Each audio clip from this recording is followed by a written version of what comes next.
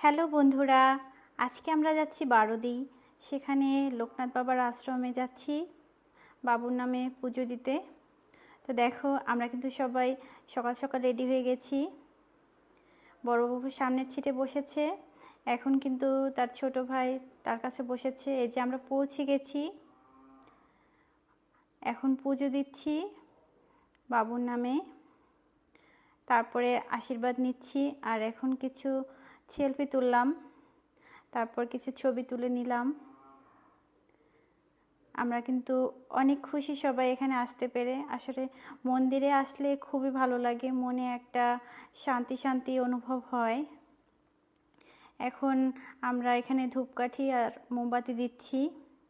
আসলে খুব বাতাস এখানে, সেজন্য বারবার নিভে যাচ্ছিল, আর আমি বারবার ধরিয়ে দিচ্ছিলাম। খুবই ভালো লাগছিল আমাদের এখানে এসে। আর ছোটবাবু তো খুবই খুশি, ঘুরতে আসছে সেজন্য।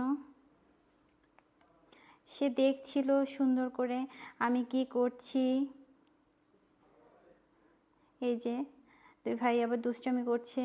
এবার আমরা লোকনাথ বাবার সমাধি যেখানে, ওইখানে আবার কিছু মোমবাতি আর ধূপকাঠি দিচ্ছি।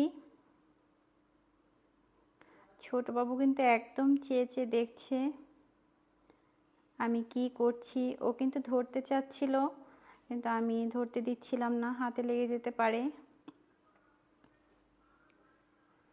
একটু সময় লাগছিল কাজটা করতে, বাতাসের জন্য বারবার নিভে যাচ্ছিল। তারপর আমি ঠাকুরের কাছে আমার মনের ইচ্ছাগুলো বললাম, আর ধূপকাঠি আর মোম দিলাম। আমরা এখানে দাঁড়িয়ে কিছু ছবি তুলে নিলাম, দুইটা সোনার সাথে আমার। তারপর আমরা হেঁটে হেঁটে পুরো আশ্রমটা একটু ঘুরে দেখছি। জায়গাটা বেশ বড়, অনেকেই এখানে গিয়েছে। যারা না গিয়েছেন তারা অবশ্যই একবার যাবেন, খুব ভালো লাগবে। এখানে পুকুরের মাঝে একদম শিব মূর্তি রাখা আছে, খুবই সুন্দর কিন্তু লাগে দেখতে।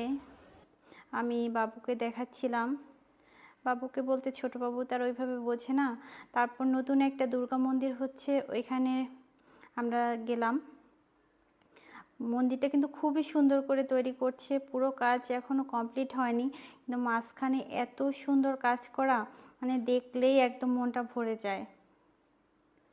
আর ভেতরে যে দুর্গা মায়ের মূর্তি আছে, খুবই সুন্দর, খুবই সুন্দর, একদম মন প্রাণ জুড়িয়ে যায় মাকে দেখলে।